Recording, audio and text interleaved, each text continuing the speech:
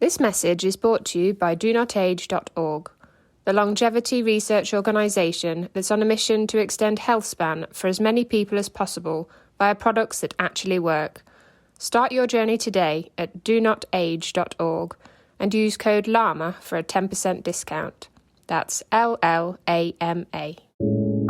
We can always find that silver lining. It brings us together. Even in social isolation, we can still, and social distancing, we can still actually become warmer and more humane to each other and build relationships, even in this time.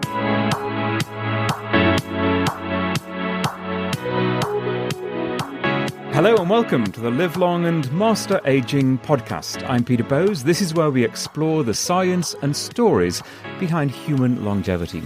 Coronavirus, or COVID-19 as the disease is officially known, is the only topic on our minds at the moment. Everyone's minds. The global health crisis has now led to a national emergency being declared in the United States, and populations around the world are grappling with the immediate implications of a pandemic that may still be in its early stages. So, while living long and well may be our goal, especially on this podcast, without being melodramatic about it, just living through this crisis, however many months it may last, is more of a concern right now. So what should we be doing?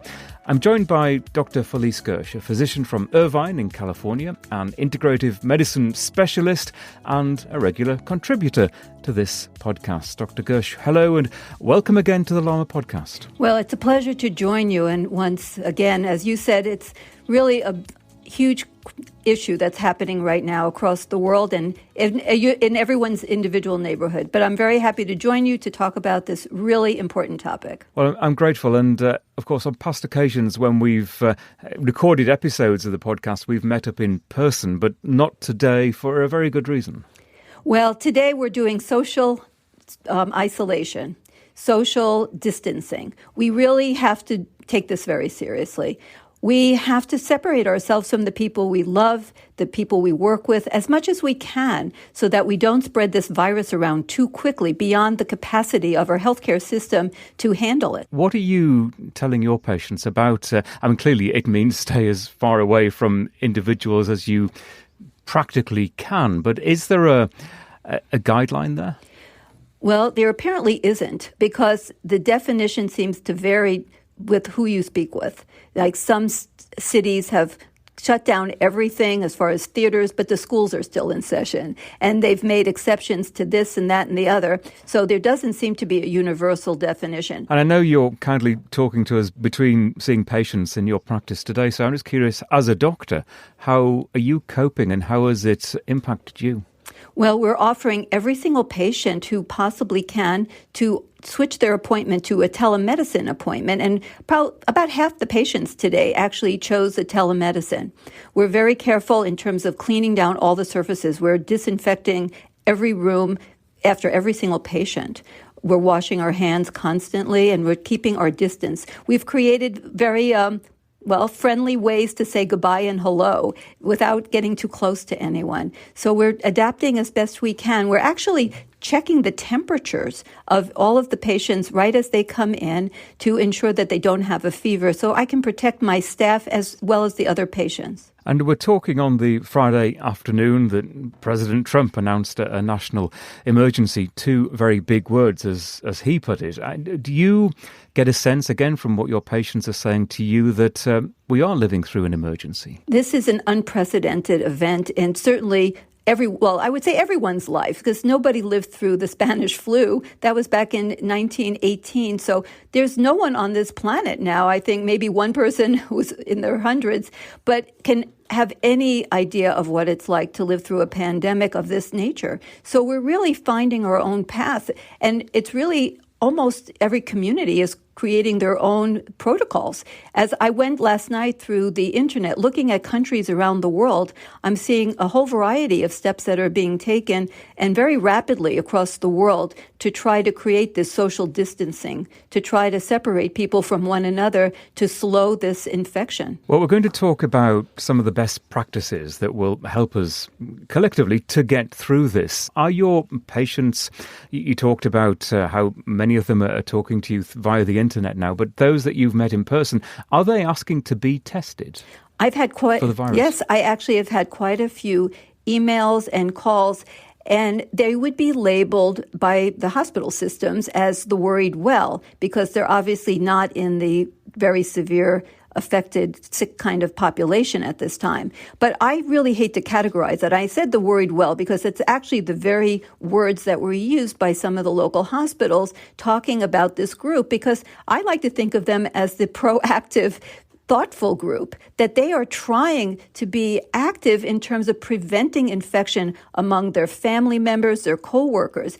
And almost everyone has been reading about community spread. And yet the hospital systems are still working off of the old advice that was given back old advice going back 2 weeks. It's like history is like every day is a new day in terms of the way history is progressing here. So that the idea that you have to have contacted someone who actually was traveling, and they added Italy and then they add Germany, but a few countries that have had some of the worst outbreaks, without really taking into consideration that in our own country, in the state of Washington, there was one person who came in that had been visiting Wuhan, and they identified that person as carrying and being infected with the coronavirus, and immediately isolated that person in probably the most effective type of isolation chamber that was created for Ebola. And then they traced all the contacts, they tested everyone, and then lo and behold, not too much later, a teenager about 12 miles away came down with an infection with this, what turned out to be close to an identical strain, and they feel that it's the same virus. And so it's clearly community spread. There's no way that anyone can figure out how that teenager was in contact with anyone from those countries. It is very clear how fast this can spread, but I keep on hearing, despite that, it described as a mild illness, potentially, for the majority of us who might be infected. What does mild illness mean? Well, that is, I would say, a misnomer of the use of the word mild, because when you actually look into it, they're considering anyone who doesn't get hospitalized to be on the mild side. So you could actually have pneumonia, and they call it mild. So this is happening also in younger people, that they're not dying very, very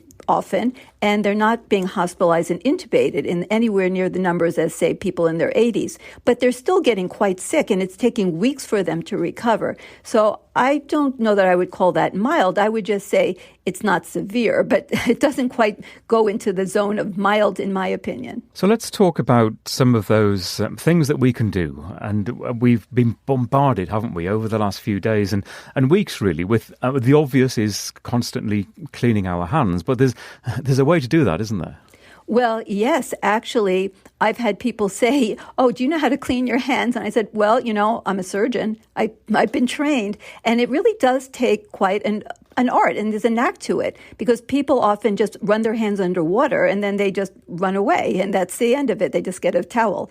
But you really want to, at this time, especially if you've really been in contact with anyone that you've been concerned about, but really just in general, to recognize that now we're not just doing a quick once-over. We really want to wash between our fingers, on the tops of our hands, around our fingernails and our palms, really to protect ourselves and other people. So that means you really want to wash, to keep it simple. They say sing slowly, happy birthday twice. And that would be what you'd call the minimum. Now, I'm not asking you to scrub that you're going into surgery like I did. You have to go up to your elbows. But, any part that's actually been in contact with the other person or just objects, or just frequently during the day, because we're touching everything in sight. And, we talk about back in the days when the only thing people worried about was the novavirus on the cruise ships, where people would touch all the, the handrails and the walls and the plates and things that other people may have picked up in the buffet line, then put down. So we need to realize and be cognizant of all the different surfaces we're touching all day long. And now it looks humorous because they always show all the people on television who have all these figures, they're authoritative people and they're different career paths in terms of infectious disease control. And they're saying, don't touch your face while they're touching their face, because it's just what we do. And so it's really, you have to think twice about it. It's like when they say don't bite your fingernails so that you put something bitter on it or something. So we have to really start thinking about washing our hands, touching our face, and just how we're doing everything in life. We're rethinking basically how we live. Do you think it could actually reduce the numbers? Well, I think the big goal now is mitigation more than containment. That whole idea probably is long gone. So the idea is not to overwhelm the healthcare system because there's not enough facilities, not enough healthcare experts to deal with the numbers of people that are going to need critical care. And so maybe we're just spreading it out over a longer period of time, but maybe we're also going to lower the numbers that are actually infected because we're not giving the virus as much opportunity to find hosts to replicate in. And it's a really interesting virus the way it replicates, but it does need a host. So if we can limit the hosts and the hosts can win the war, because it's really a battle, you against them. So if we can win the war and then we don't give them so many hosts, it should die down, just like other kinds of epidemics that have happened in the past. And maybe fewer people will be affected, and certainly fewer people will die.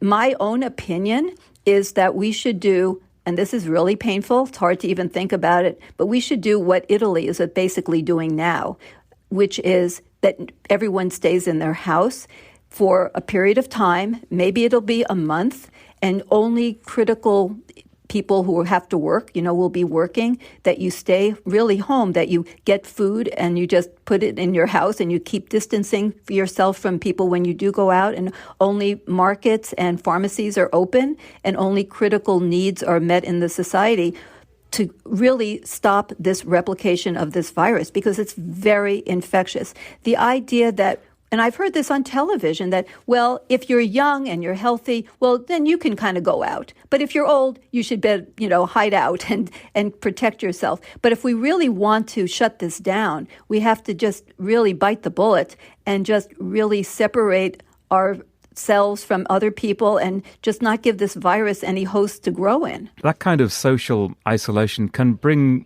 difficulties in itself, can't it? Existing in our homes, rarely going out, whether it's just to go to a pharmacy or maybe to a supermarket to buy some food, but we're not doing the other good stuff that we would normally do to stay healthy. We're not exercising, for example. We're not getting around, and perhaps we were going to be eating from a smaller selection of foods because that's what we happen to have in the refrigerator at the time. I know it is really a hard choice. What I am recommending is that people kind of cocoon together with others if possible, so that if you have even a friend and you agree together that you're only going to go out, for critical needs at very slowest times and distance, that maybe you and one other person can get together, something like that. So it's like limited social connection because we are social creatures. Absolutely. We know that for the elderly, one of the leading causes of morbidity and mortality is loneliness.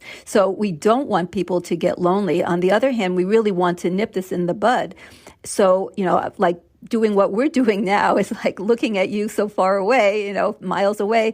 It's what we have to do. I'm setting up for my elderly mother-in-law so that she can do FaceTiming with her grandkids and such, so that it's not the same. There's no question. But if you think of it as maybe 1 month and that you can go out a little bit when it's quiet, you can still go if you have a backyard or walk by yourself, because it's not like it's flying through the air every which way. There is some amount of outdoor activity you can do if there's nobody else around.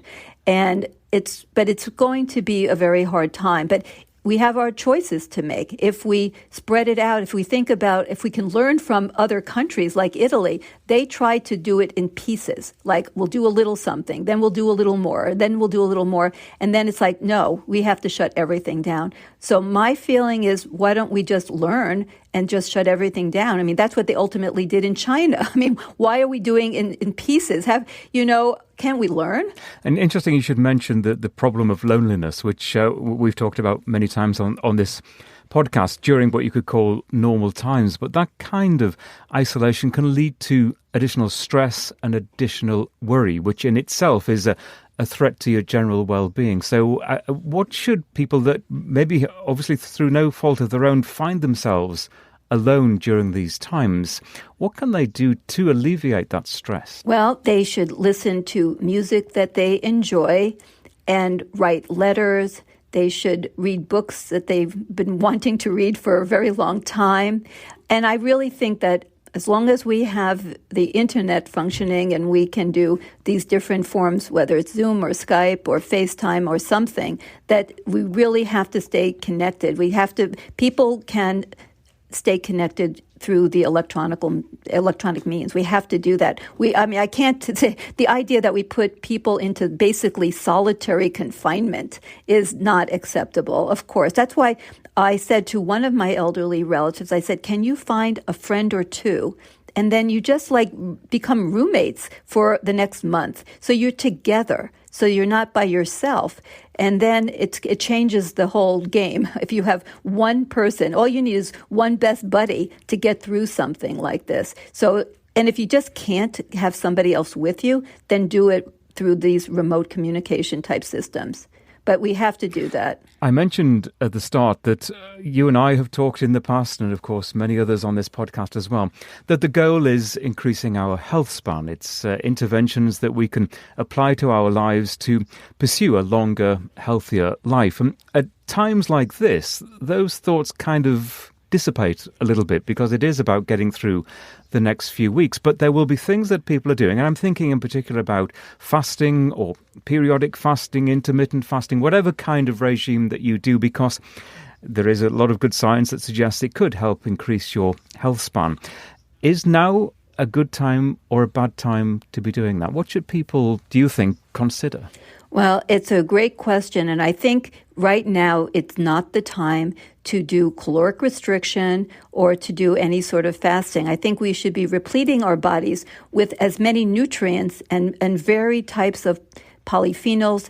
And it's really a problem because you just said, well, what if you're locked in your house? Where are you going to get all this food? So I think that's why they're keeping, like in Italy, the markets are not closed. I mean, people who produce food have to still do that. People need to have food. So you do have to go out and get food. You can buy frozen vegetables and such. But I think we need to be eating across the colors of the rainbow. We need to eat fruit and vegetables because the antioxidants and the polyphenols are what's necessary to run the machinery of our body. The immune system has to stay as vibrant as possible. And unfortunately, for a brief period of time, when you do fasting, the immune system is actually downregulated. You actually have a reduced number of the immune cells, the white blood cells, these first responders that are there to attack the invader, actually decrease in numbers, but just for a short period of time. But the problem is we can't time anything right now. So if that's the time when you actually get infected, that could allow potentially, because nobody's done data collection, nobody's done studies on this particular virus with this, but we do know that it does actually increase to some degree risk of infection. That's why we would never recommend any form of fasting to someone who is actually sick or just recovering from an infectious illness, underwent a surgery, or is debilitated, someone who had a myocardial infarction, a heart attack, people who are really elderly, who have already some form of immunocompromised situation, we wouldn't tell them to just do this sort of a thing. So we have to be really cautious. So I'm all for maintaining longevity, but like I say to my patients who are pregnant, this is not the time for you to do fasting. Or if they're trying to get pregnant, now is not the time. So we should put that on the back burner for now and not worry about losing weight, just worry about staying healthy by eating lots of food, recognizing that the food and the nutrients, the minerals, the vitamins are what is needed for our immune system to be optimally healthy. And when you think about who it is that is always listed as the highest risk, they're the people who have immune systems that are not optimal. Aging is associated with a decreased functionality of the immune system. And of course, people on chemotherapy and immune suppressive drugs likewise. You mentioned women and possibility of getting pregnant during this time. Are men and women equally vulnerable to this? And we'll continue this conversation in just a moment.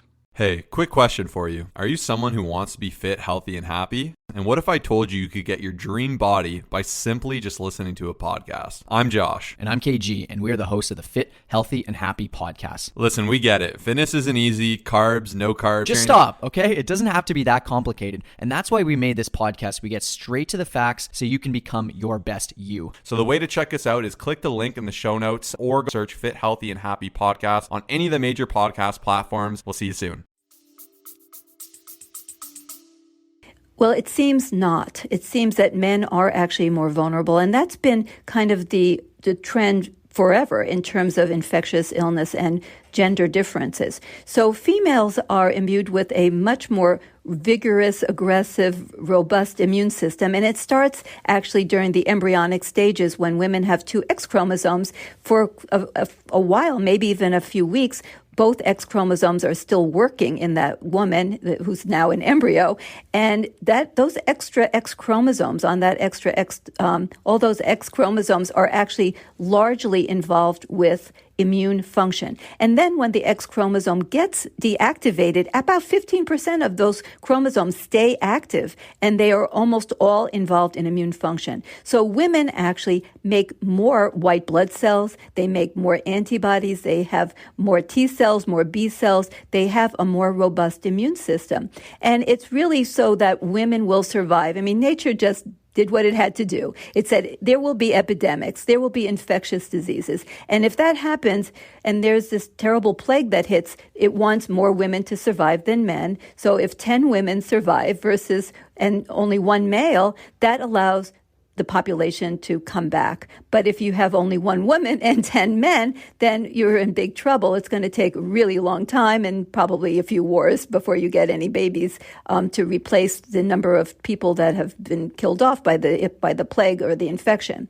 So also, men have testosterone. So testosterone is actually an immunosuppressive. It actually lowers the function of the immune system. And that's also designed because it's about energy. There's a limited energy that any human being has in their body in terms of how much they can eat and where they're going to use that energy. And men are designed to be bigger and stronger, more muscle, more bone.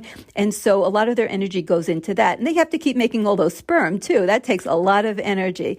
So in women, they're smaller and they're not doing all of that. They already have their eggs, so they don't have to keep making sperm or anything like it. So they put a lot of their energy in their body into maintaining that robust immune system. And it stays for life, but estrogen is not for life. And estrogen, is the opposite of testosterone, in that testosterone is a suppressant, but estrogen is really an invigorator of the immune system. It modulates it. And when women have any kind of infection, when they're in the premenopausal years, they have a significantly a great advantage over the males. But after menopause, it still is females over males, but not as much because estrogen is lost. So it's really important to know that when they talk about a lot of the younger people who are ending up on the ventilators, they seem to be males. So maintaining a healthy immune system, it really is central to this. And one issue that comes to mind is, we've talked about stress, but sleep as well, and the importance of that during a critical time when your health could be challenged. Absolutely. We know that if you don't get enough sleep, your body is going to be in a stress situation. Stress has a specific response in the body. It's going to elevate cortisol. And cortisol can be life-saving, but not when you're in a chronic situation like this. You don't want to suppress your immune system and have dysbiotic gut. So when you have high stress and you don't get enough sleep, you alter your gut microbiome. You're more likely to have what we call impaired gut barrier, and that's going to create more systemic inflammation. And people who have more systemic inflammation are by far more vulnerable. That's what is the case with people, for example, who have diabetes and obesity. It's that chronic low-grade inflammation that suppresses the immune system and puts them in that higher vulnerability status. So sleep is also when the body heals itself and regenerates. You have massive blood flow to the brain while you're sleeping, and you produce that incredible potent antioxidant melatonin, which is so important for keeping that oxidative stress under control in our body. So sleep is not optional. It's imperative at this time. And when I say sleep, like everything, it's all circadian, right? So you don't want to sleep at 2 o'clock in the afternoon. You want to go to bed at 10 o'clock at night because we're programmed genetically to, when everything is right, to peak our melatonin around 2 a.m. But that won't happen if you go to bed at 1 a.m. As we look at the bigger picture here, and as we emerge from this, what lessons as a society do you think we will learn from it? Perhaps regarding the way that we communicate with each other, the way that we feed ourselves, the way that we exercise, the way that we maintain proper cleanliness. Will there be longer term lessons that could benefit us all?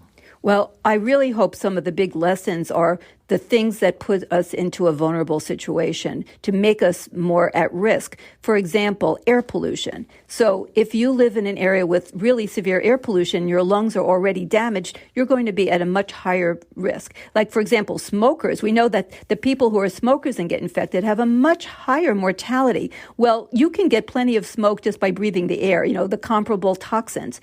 The other thing is in terms of climate change. Now, there's some really renowned scientists that are saying that part of this may be related to changes in vectors and changes in climate. And we know that came up with the Zika virus, right? And Lyme disease, because climate change is changing how the earth is and all the different greenhouse gases and so on. So I hope that this will be a wake-up call about protecting the environment and recognizing that the environment does play a role in all of this. And then when they looked at the in China, where they had the wild animals, the way they were stored and the way they were taking care of them, they were very unsanitary in those conditions. I mean, what they were doing was probably not appropriate, but the viruses may not have spread so much if they kept things under a sanitary condition. Look at the way we have agriculture in this country, the confined feedlot animals, the way they keep them under such close conditions. That can foster infections. And we learned with mad cow disease, didn't we, that animals can be vectors to give humans all kinds of infections and viruses, slow viruses that can basically eat away your brain. So I think we need to look at how we farm, animals, the fact that we have food that is not, we have to actually look for labels like organic. Why isn't all food organic?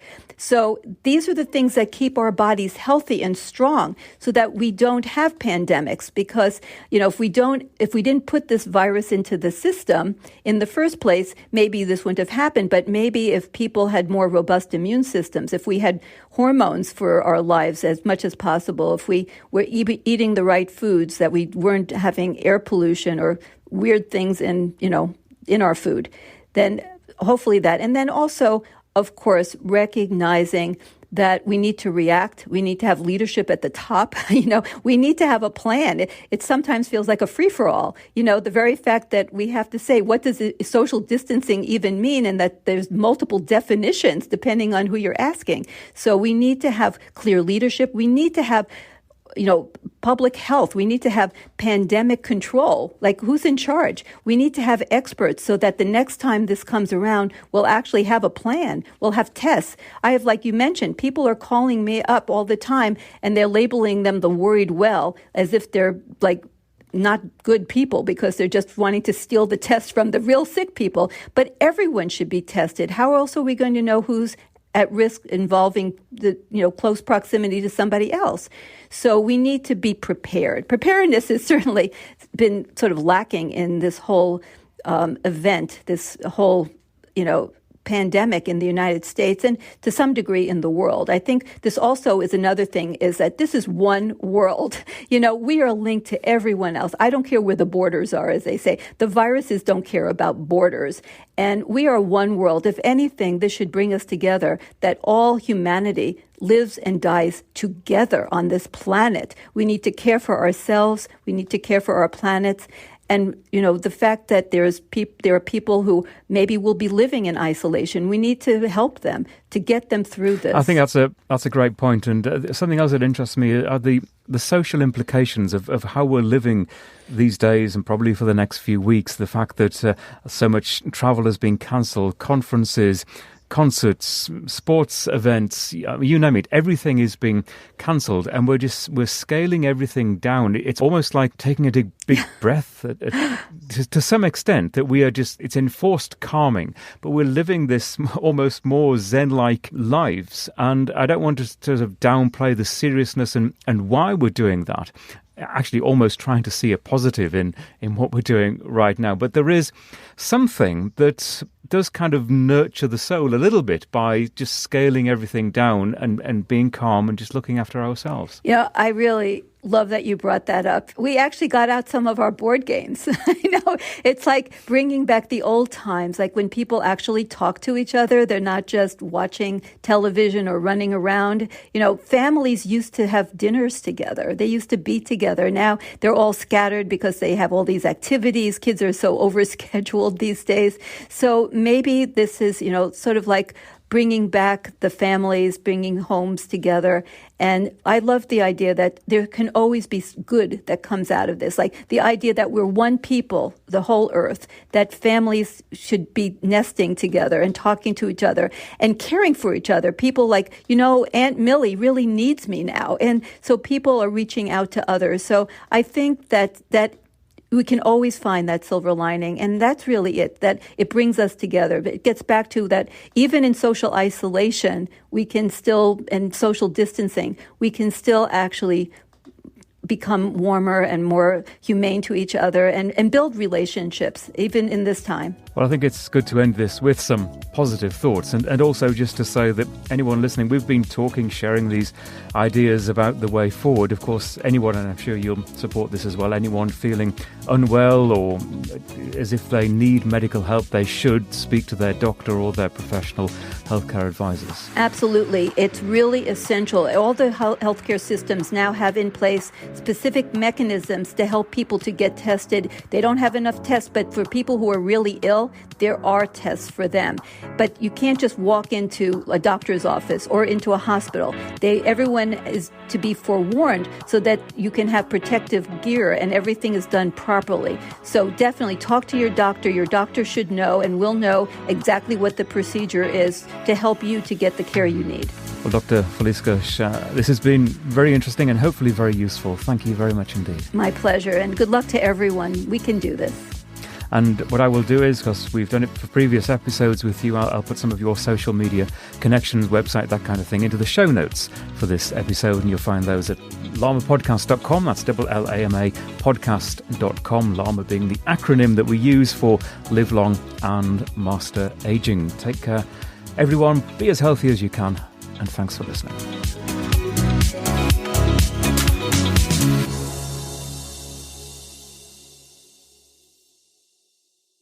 Health optimization is what this podcast is all about, and that means taking care of our mitochondria, the energy centres of our cells. Physical strength, avoiding frailty is key, and that's why the science behind urolithin A and the work of Timeline Nutrition is so interesting. You can find out more and get a discount code at our website and in the show notes for this episode.